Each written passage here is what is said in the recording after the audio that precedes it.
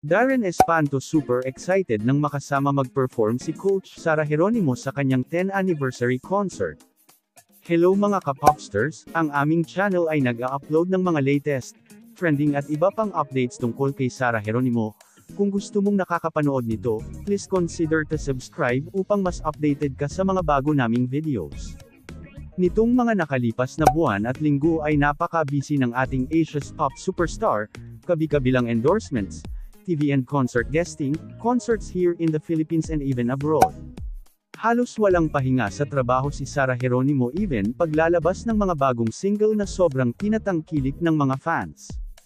Kaya naman simula noon at magpahanggang ngayon ay si Idol Sara Geronimo pa din ang number 1 na hinahangaan ng mga kabataan, supporters at fans especially ng mga company dahil patuloy pa din si Sara G na pinagkakatiwalaan tulad ng Lazada PH at BDO as main ambassador at iba pa.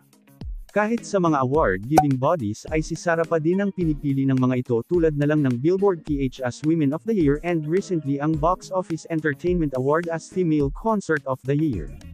Samantala, sobrang excited nang makasama ni Darren Espanto ang kanyang ate sa showbiz na si Sara Geronimo at dati nitong coach sa The Voice Kids.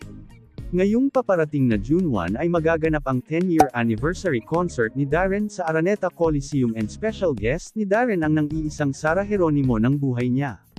Samantala bago ang concert ay may mensahe si Sara kay Darren, maglabas ka lang ng maglabas ng kanta, just keep writing and just keep performing. Hindi naman lahat ng ilalabas mo ay papatok or magiging hit.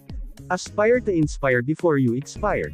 Kung anong kaya mong ibigay sa mundo, kung may gift ka, just share it with the world.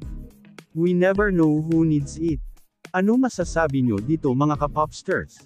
Please hit the like button, share and please consider to subscribe our official YouTube channel para updated ka sa mga latest news tungkol kay Sara Geronimo.